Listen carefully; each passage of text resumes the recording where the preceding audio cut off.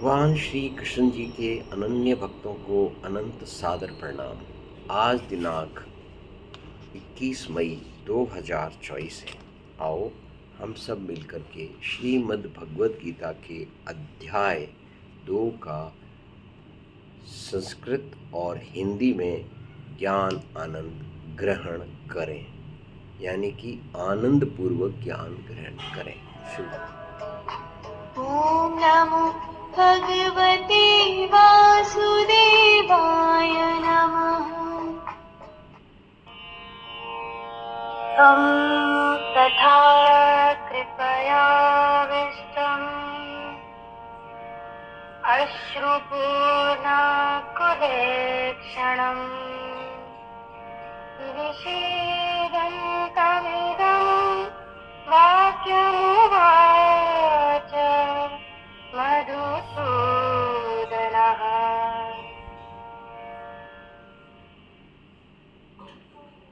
Sanjaya said, seeing Arjuna sinking in grief, filled with compassion, and his vision blurred due to tears in his eyes, Lord Madhusudana spoke these words to him.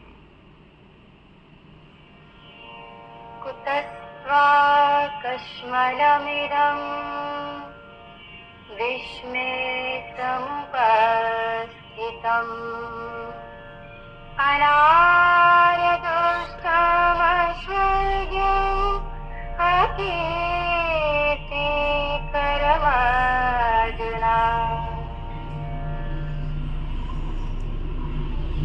Lord Krishna said, O Arjuna, how have you developed such an attachment in this moment of crisis? It is inappropriate for a noble person, for it will neither bring you glory, nor will it lead you to heaven. क्लेब्यं स्मगमः Partha नैतत्त्वयोपपद्यते। शूद्रं हृदयदौर्बल्यं त्यक्त्वोत्तिष्ठ परन्तप।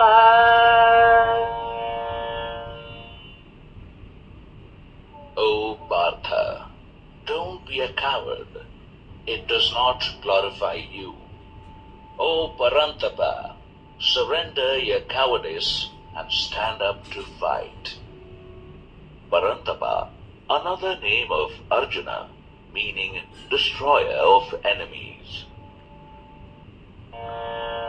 कथं भीष्ममहं संख्ये द्रोणं च मधुसूदना। इषुभिः प्रतियोत्स्यामि पूजार्हा वरिसूदना।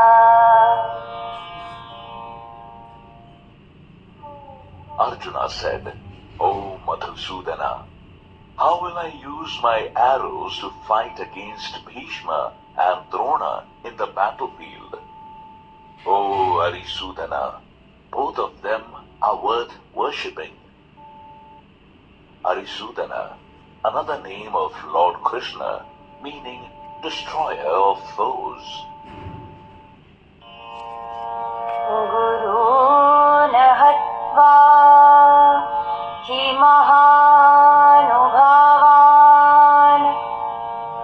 श्रेयो भोक्तुम् भैक्षमपीह लोके।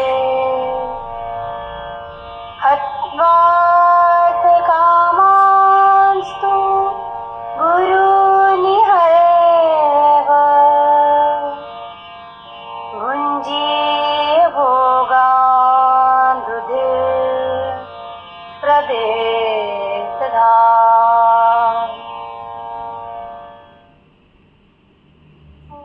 I consider it better to survive on alms rather than killing my noble teachers. If I kill them, all my enjoyments of wealth and fulfilled desires in this world will be stained with their blood. न चेतद्विद्मः कतरन्नो गरीयो यद्वा जयेम यदि वा नो जयेयुः यानेव हत्वा न जिजीविषामस्ते अवस्थिताः प्रमुखे धार्तराष्ट्राः.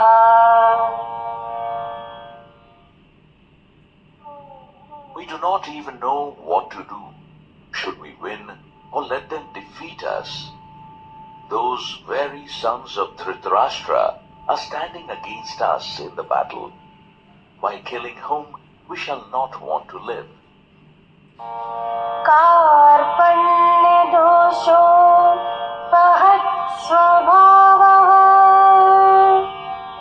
पृच्छामि त्वां धर्मसम्मूढचेतः यच्छ्रेयः स्यान्निश्चितं ब्रूहि तन्मे शिष्यस्तेऽहं शाधिमां त्वां प्रपन्नम्.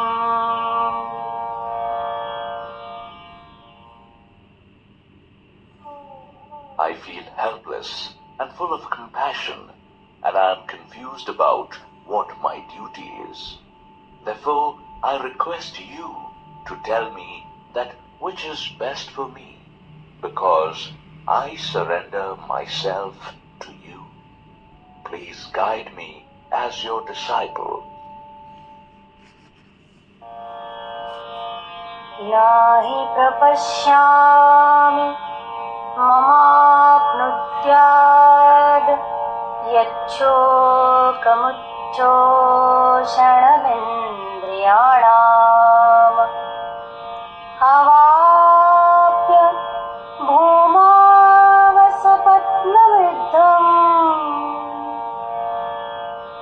राज्यं सुराणामपि चाधिपत्यम्.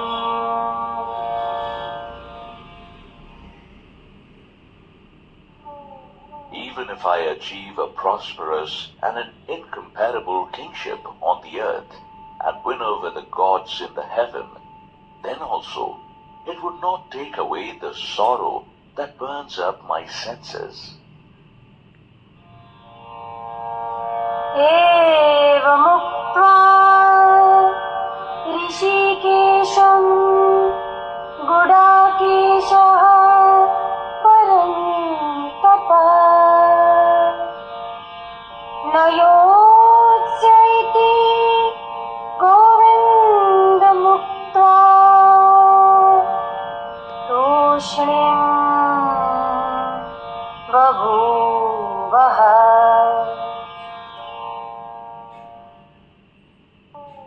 Sanjaya said, having spoken this to Lord Krishna, Arjuna said, "O Govinda, I will not fight," and became silent. तमुवाच ऋषिकेशः प्रहसन्निव Bharata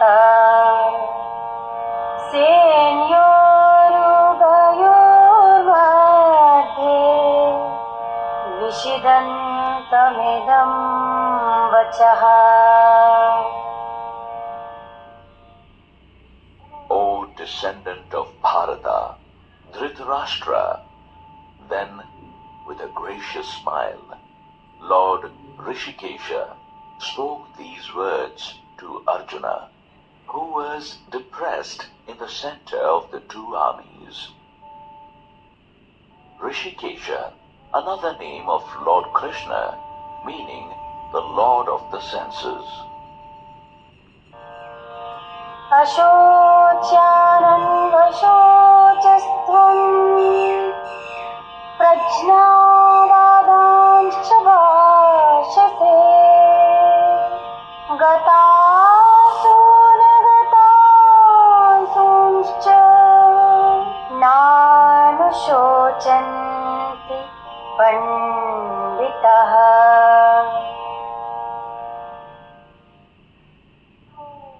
Lord Krishna said, "You grieve for those who are not worth being grieved for, and yet you speak like a wise man. But the wise grieve neither for the dead nor for the living." न त्वेवाहं जातुनासं न त्वं नेमे जनाधिपः न चैव न भविष्यामः सर्वे वयमतः परम्.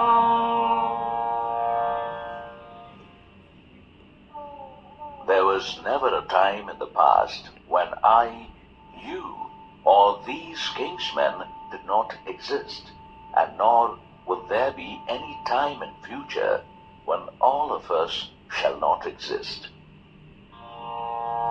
देहिनोऽस्मिन् यथा देहे कौमारं यौवनं जरा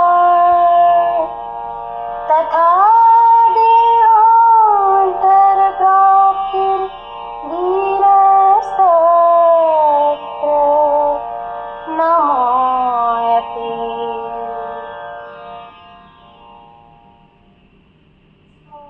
Just like the soul experiences childhood, youth, and old age through this body, it will experience the same when it takes another body. A wise man does not get affected by this. मात्रा स्पर्शास्तु कौन्तेय शीतोष्ण सुखदुःखदा आगामपायिनो नित्यांस्तां स्थितिच्छस्व Bharata.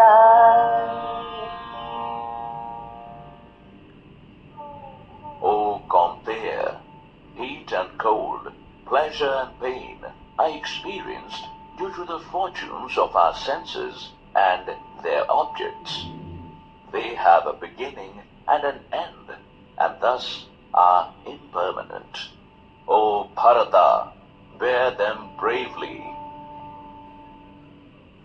Kaunteya, another name of Arjuna, meaning son of Kunti.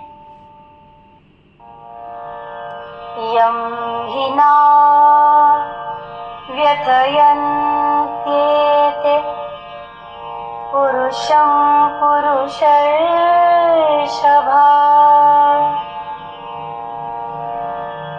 समदुःखसुखं धीरम् सोऽमृतत्वाय कल्पते. O Purushashabha, the wise who remains unaffected by circumstances and accepts pleasure and pain with equanimity is worth of immortality. Purushashabha, another name of Arjuna, meaning the superior among men. नासतो विद्यते भावो न भावो विद्यते सतः उभयोरपि दृष्टोऽन्तस्त्वन्योस्तत्त्वदर्शिभिः.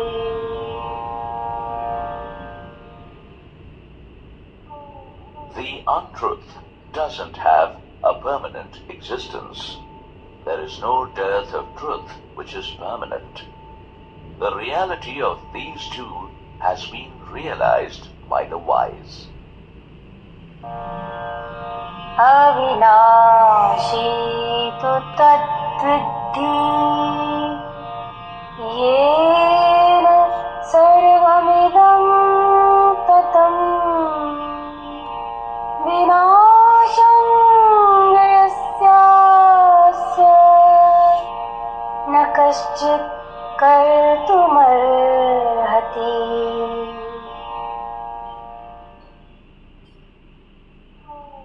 You should know this indestructible consciousness, which is all pervasive. Nothing can destroy it. अन्तवन्तैमे देहा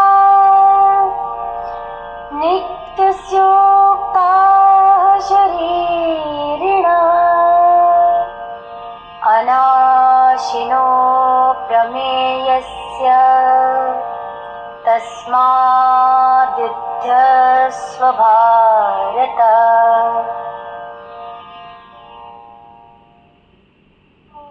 The self that resides in these mortal bodies is eternal and indestructible. The body is destructible. Therefore, O Bharata, you fight. येनं वेत्ति हन्तारम् यश्चैनं मन्यते हतम् उभतो न विजानीतो नायं हन्ति न हन्यते.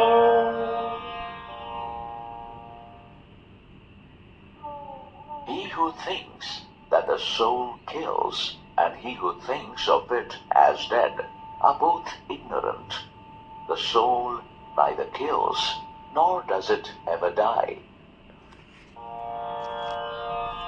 न जायते म्रियते वा कदाचित् नायं भूत्वा भविता वा न भूयः अजो नित्यः शाश्वतोऽयं पुराणो न हन्यते हन्यमाने शरीरे.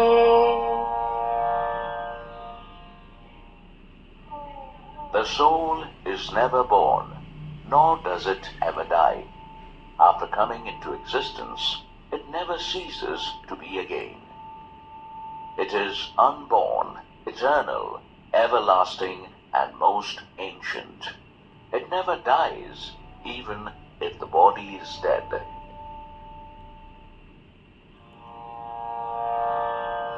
वेदा विनाशिनं नित्यम् यैनं मजं व्ययम् कथं स पुरुषः पार्थकम् घातयति हन्तिकम्.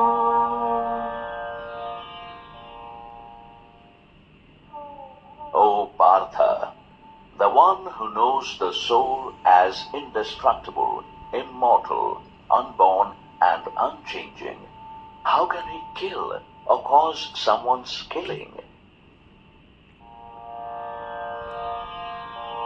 वासांसि जीर्णानि यथा विहाय नवानि गृह्णाति नरोपराणि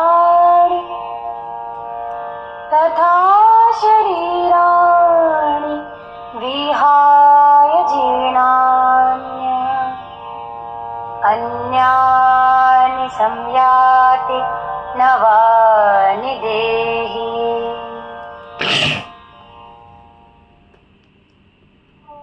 Just like a man discards his worn-out robes and puts on the new ones, similarly, the soul throws off its worn-out body and enters a new fresh one. नैनं छिन्दन्ति शस्त्राणि नैनं दहति पावकः न चैनं क्लेदयन्त्यापो न शोष्यति मारुतः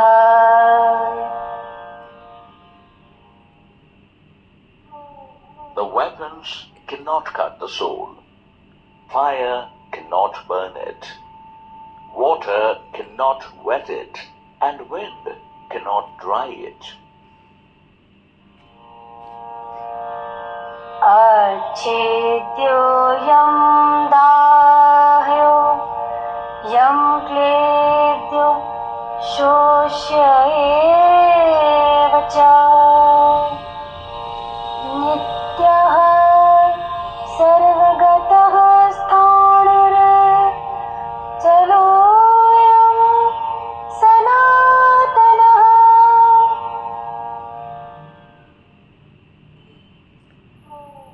The soul cannot be cut, burnt, wetted, or dried up. It is eternal, omnipresent, unchanging, immovable, and most ancient, with an unshakable nature. अव्यक्तो यमचिन्त्यो यमविकार्यो यमोच्यते तस्मादेवं विदित्वैनं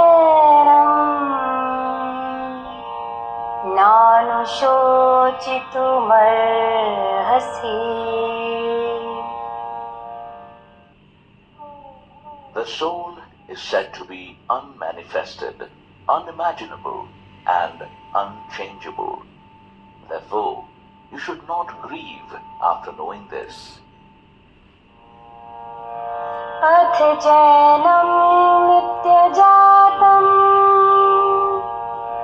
नित्यं वा मन्यसे मृतम्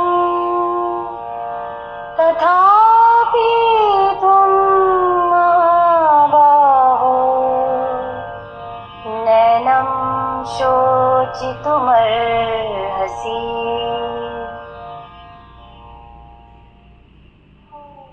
O Mahabaho, if you think of the soul as constantly being born and constantly dying, even then you should not grieve.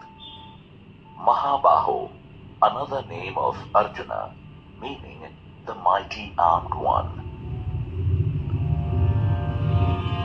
जातस्य हि ध्रुवो मृत्युर्ध्रुवं जन्म मृतस्य च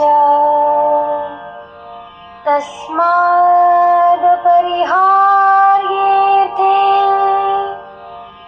नात्वं शोचितुमर्हसि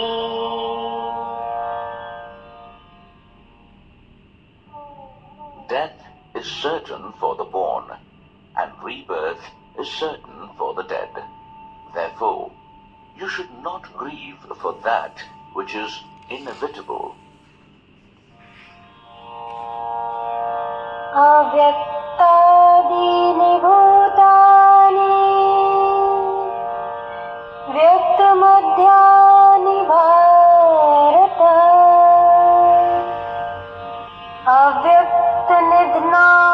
अव्यक्तनिधनान्येव तत्र का परिदेवना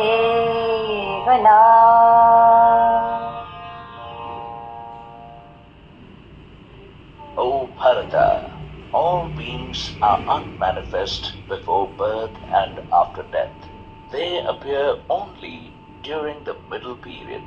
So what is there to grieve about in this? आश्चर्यवत् पश्यति कश्चिदेनम् आश्चर्यवद् वदति तथैव चान्यः आश्चर्यवच्चैनमन्यः शृणोति श्रुत्वापयेनं वेद न चैव कश्चित्. Some people see the soul as a wonder. Some describe it as a wonder, and some hear it as a wonder. But even after hearing of it, no one is able to understand it. देहि नित्यं वध्योऽयं देहे सर्वस्य भारत. तस्मात् सर्वाणि भूतानि नात्वं शोचितुमर्हसि.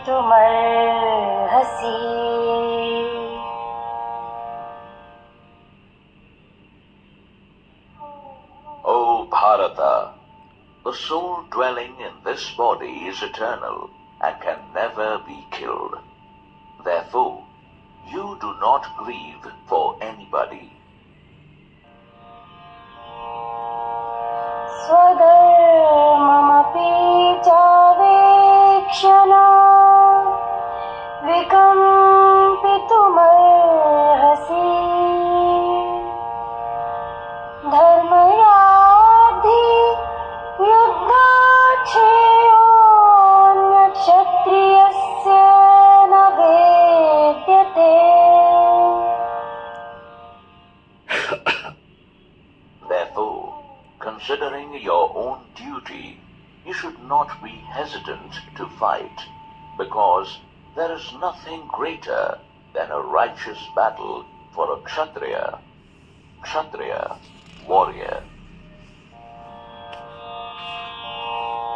यदृच्छया चोपपन्नम् स्वर्गद्वारमपावृतम् सुखिनः क्षत्रियः पार्थ लभन्ते युद्धमीदृशम्. O Partha, those Kshatriyas are blessed who get an opportunity to fight such a battle that is an open door to heaven. अथ चेत्त्वमिमं धर्मं सङ्ग्रामं न करिष्यसि ततः स्वधर्मं कीर्तिं च हित्वा पापं वाप्स्यसि.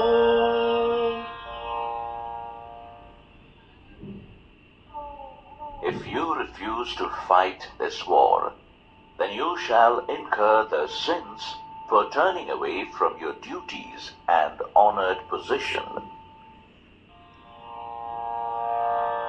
अकीर्ति चापि भूतानि कथयिष्यन्ति ते व्ययाम्.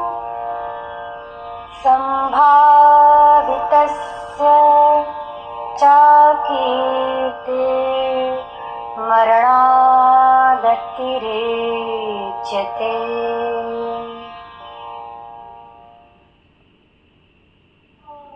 People will talk about your infamy. For a respectable man, infamy is worse than death.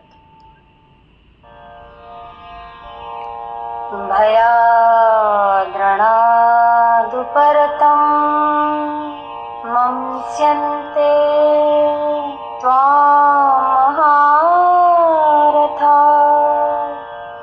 येषां च त्वं बहुमतो भूत्वा यास्यसि लाघवम्. The great warriors will think that you have fled from the battlefield out of fear. fear. You will be dishonored by those who once honored you. अवाच्यवादांश्च बहून् वदिष्यन्ति तवाहिताः निन्दन्तस्तव सामर्थ्यं ततो दुःखतरं नु किम्।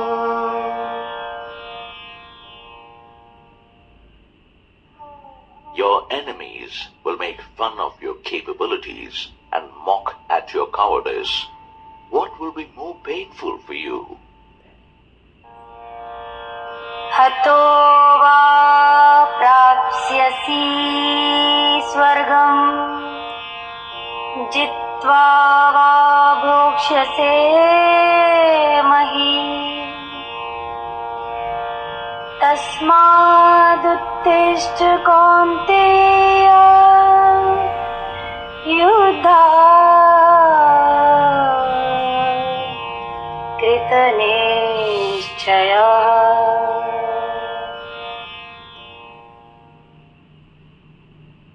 You will attain heaven if you get killed in the battle, or enjoy the kingdom if you win. Therefore, O Kaunteya, get up with a determination to fight. सुख दुःखे समे कृत्वा लाभालाभो जयाजयो ततो युद्धाय युज्यस्व नैवम् पापमवाप्स्यसि।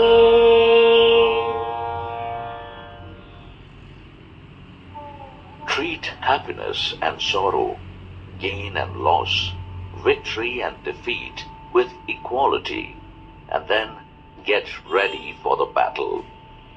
Thus, you will not incur any sin. एषा ते अभिहिता साङ्ख्ये बुद्धिर्योगे त्विमां शृणु। बुद्ध्या युक्तो यया पार्थ कर्मबन्धं प्रहास्यसि।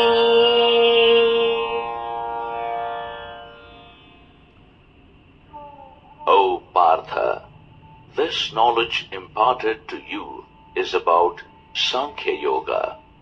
Now listen to this wisdom of Karma Yoga, which can get you rid of the bondage of actions. Sankhya Yoga, path of self-realization. Karma Yoga, knowledge of actions. हे पार्थ, यह बुद्धि सांख्य योग के विषय में कही गई है और अब तू कर्म योग के विषय में सुन। इस बुद्धि से युक्त होकर तू कर्म बंधन से छूट जाएगा। नेहाभिक्रमनाशो अस्ति प्रत्यवायो न भेद्यते स्वल्पमापयस्य धर्मस्य त्रायते महतो भयात्। Here, no effort goes in vain, nor is there any harm. Even a little practice of this Karma Yoga can save one from great fears. व्यवसायात्मिका बुद्धिरेकेः कुरु नन्दना बहुशाखा ह्यानन्ताश्च बुद्धयो व्यवसायिना। Karunandana. On this path of dharma, the wise mind is single and one-pointed, but the minds of unwise people have many types and endless thoughts. Karunandana, another name of Arjuna, meaning the joy of the Kurus. यामिमां पुष्पितां वाचं प्रवदन्त्यविपश्चिताः वेदवादर्ताः पार्थ नान्यदस्तीति वादिनः।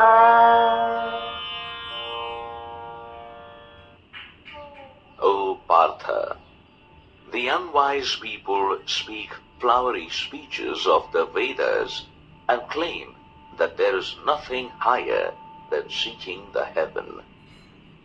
Vedas, scriptures. कामात्मानः स्वर्गपरा जन्म कर्म फलप्रदा क्रिया विशेष बहुला भोगैश्वर्यगतिं प्रति। Their minds are full of desires and have heaven as their goal, and describe different rituals and actions to achieve it. भोगेश्वर्य प्रसक्तानां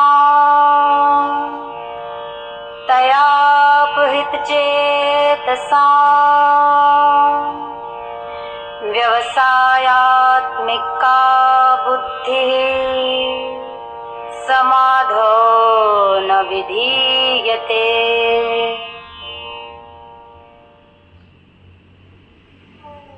Those who get stuck to pleasure and wealth and are carried away by the speeches offering heavenly rewards, they are unable to establish one-pointed conviction in their minds towards the divine. त्रैगुण्य विषया वेदा निस्त्रैगुण्यो भवार्जुना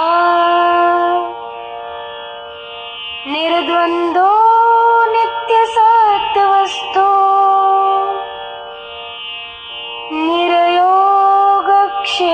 निर्योगक्षेम आत्मवान्। O Arjuna, the Vedas talk about the three gunas. You will be free from these three gunas and the pairs of opposites.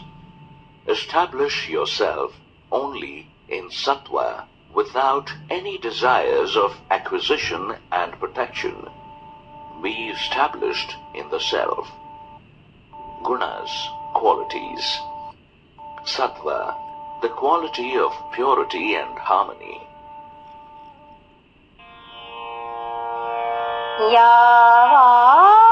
यावानर्थ उदपाने सर्वतः सम्प्लुतोदके तावान् सर्वेषु वेदेषु ब्राह्मणस्य विजानतः। Just as a water reservoir has no relevance at a place flooded with water all over, similarly, an enlightened Brahmana who has realized the truth doesn't find much relevance in the Vedas. Brahmana, sage. कर्मण्येवाधिकारस्ते मा फलेषु कदाचन मा कर्मफलहेतुर्भूर्मा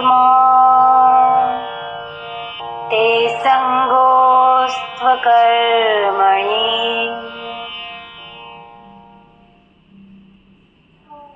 Your right is to only act, but never for the results. Don't let the rewards to be the motive of your actions, nor get attached to inaction. योगस्थः कुरु कर्माणि सङ्गं त्यक्त्वा Dhananjaya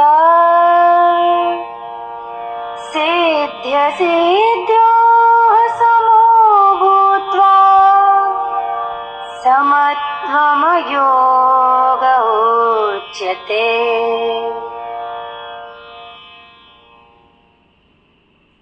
O Dhananjaya, you perform your actions while dropping the attachment, considering success and failure equally, and being established in Karma Yoga. This evenness in mind is called Yoga. Dhananjaya, another name of Arjuna, meaning the winner of wealth.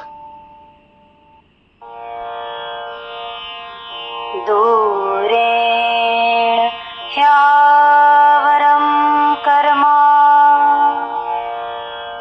बुद्धियोगात् धनञ्जय बुद्धो शरणं मनविच्छ कृपणाः फलहेतवः Actions performed with attachment to their result are far inferior to the ones performed with wisdom. Therefore, O Dhananjaya, you seek shelter in wisdom. Those who act with a motive of the results are miserable. बुद्धियुक्तो जातीह उभे सुकृतिदुष्कृते तस्माद्योगाय युज्यस्व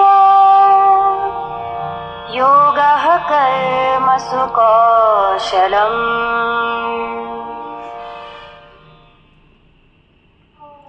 A wise man discards the good and the evil in this life. Therefore, devote yourself to yoga. It is the real skill in action. कर्मजं बुद्धियुक्ता हि फलं त्यक्त्वा मनीषिणः जन्मबन्धविनिर्मुक्ताः पदं गच्छन्त्यनामयम्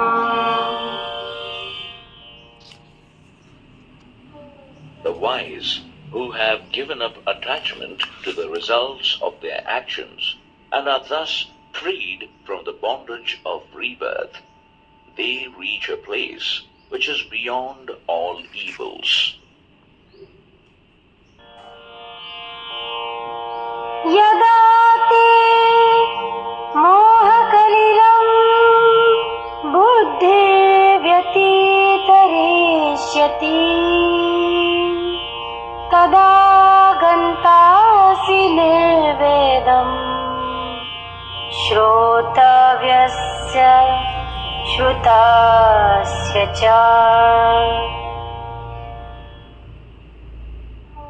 When your intellect goes beyond the entanglements of illusion, then you shall become detached to what has been heard and what is yet to be heard. श्रुति विप्रतिपन्ना ते यदा स्थास्यति निश्चला समाधावचला बुद्धिस्तदा योगमवाप्स्यसि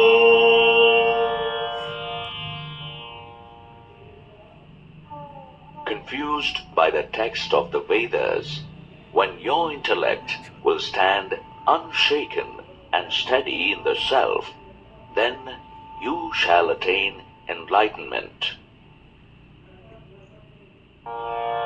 स्थित प्रजनस्य का भाषा समाधिस्थस्य केशवा स्थितधीः किं प्रभाषेत किमासीत व्रजेत किम्.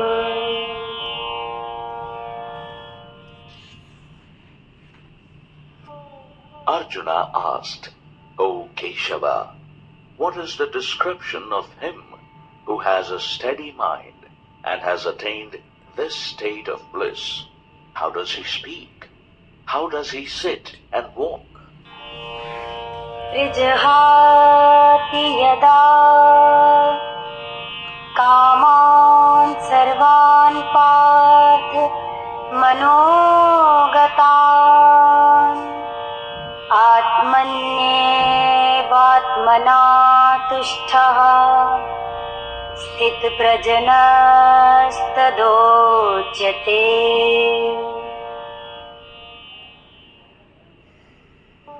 The Lord said, O Partha, when a man surrenders all the desires of his mind and remains satisfied in the self by the self, then he is said to be enlightened. दुःखेष्वनुद्विग्नमनः सुखेषु विगतस्पृहः वीतरागभयक्रोधः स्थितधीर्मुनिरुच्यते.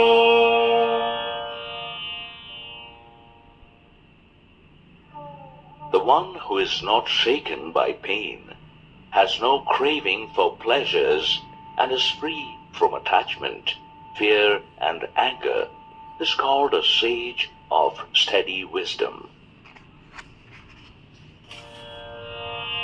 यः सर्वत्रानविस्नेहस्तत्तत्प्राप्य शुभाशुभम् नाभिनन्दति न द्वेष्टि तस्य प्रज्ञा प्रतिष्ठिता.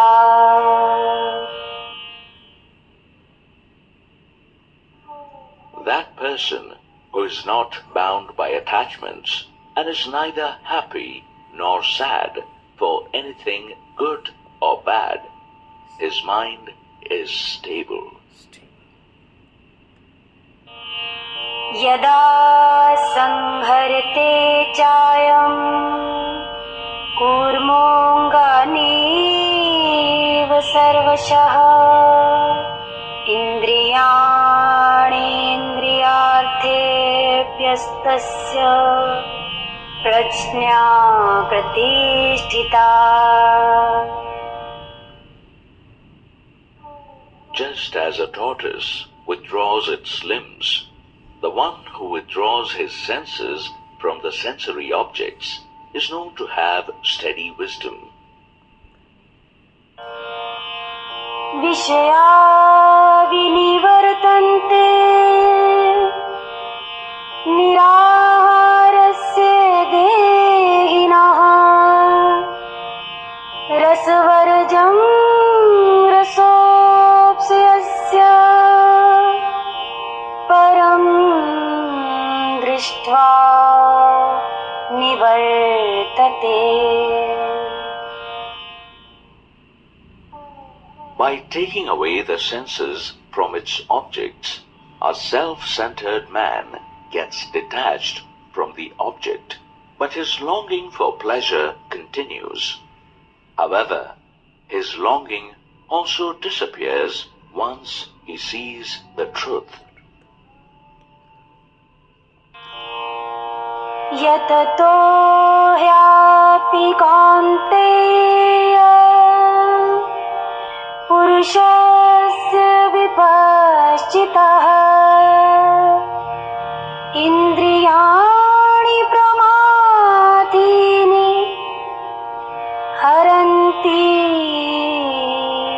प्रसभं मनः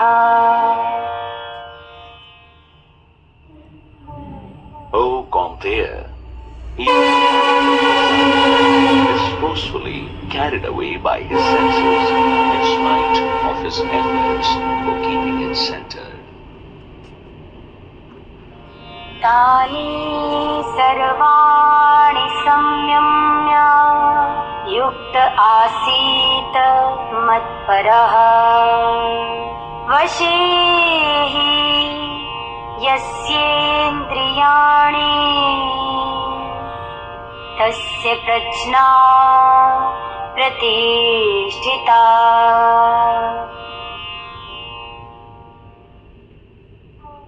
Therefore, having controlled all his senses, one should remain in meditation, concentrated on me as supreme.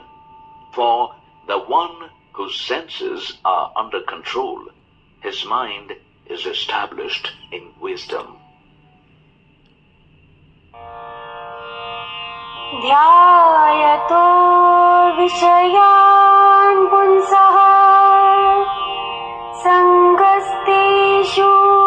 सङ्गस्तेषुपजायते सङ्गात् संजायते कामः कामात् क्रोधोऽभिजायते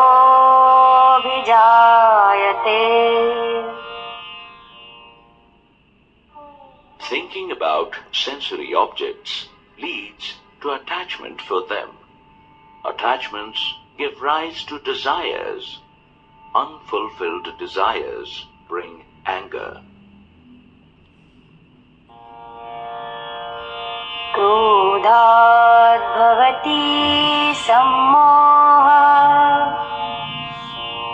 सम्मोहात् स्मृति विभ्रमः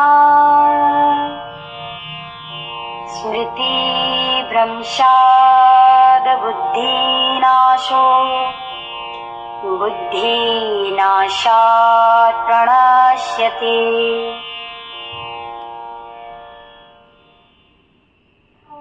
Anger brings in foolishness that further leads to unclear memory. Unclear memory destructs the intellect and ultimately brings downfall in the state of mind.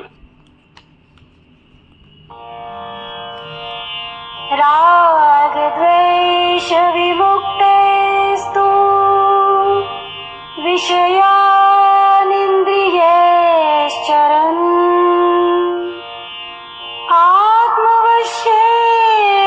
आत्मवश्यैर्विधेयात्मा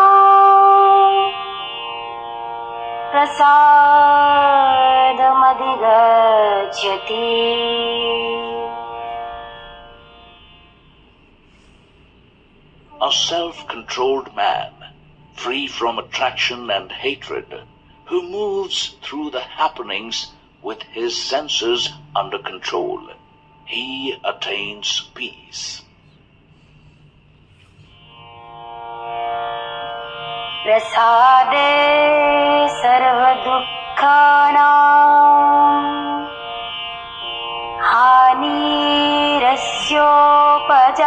हानिरस्योपजायते प्रसन्नचेतसो ह्याशु बुद्धिः पर्यवतिष्ठते Having attained peace, he becomes free from misery. Thus, with a peaceful mind, the intellect becomes steady soon.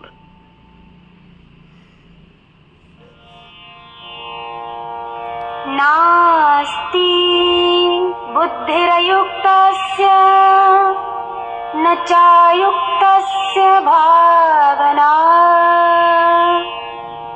न चाभावयतः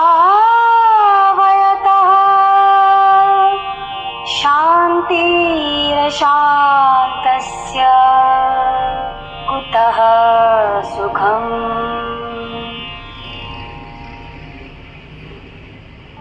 A man with uncontrolled senses and mind can neither have a firm intellect nor can he meditate. There is no peace without meditation. How can there be happiness without peace? इन्द्रियाणां हि चरता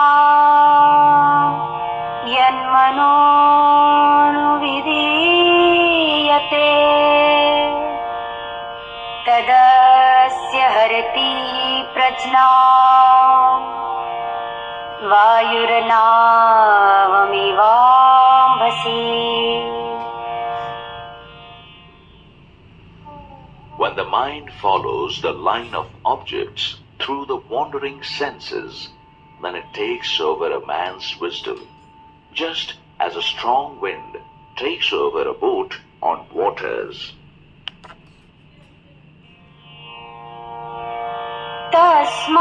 तस्माद्यस्य महाबाहो निगृहीतानि सर्वशः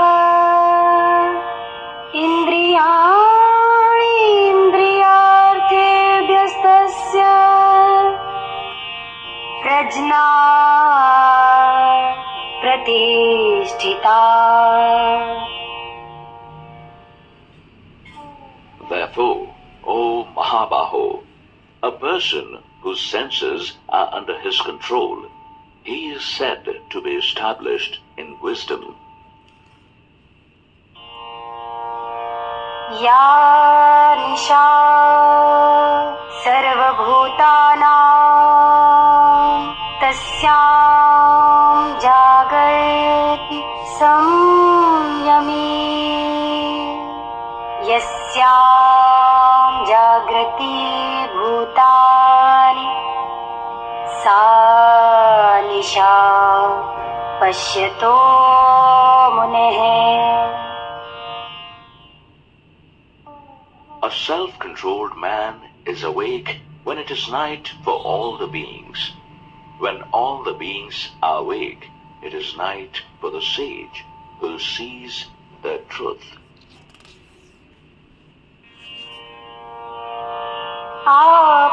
आपूर्यमाणं जलप्रतिष्ठं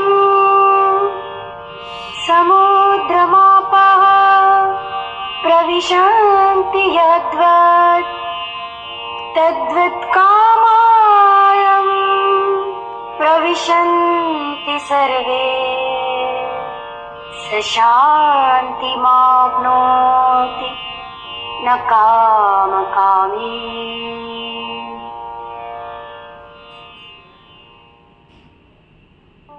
Even when water from various rivers flows into the ocean, it remains unchanged. Similarly, the self-controlled man who remains unaffected by desires attains peace, not the one who is full of desires. विहाय कामान्यः सर्वान् पुमांश्चरति निःस्पृहः निर्ममो निरहङ्कारः स शान्तिमधिगच्छति.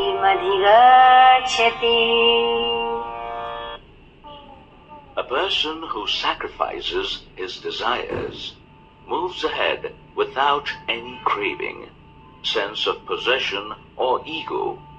He attains peace. एषा ब्राह्मी स्थितिः पार्थनैनां प्राप्य विमोहति स्थित्वा स्यामन्तकाले अपि ब्रह्मनिर्वाणमृच्छति.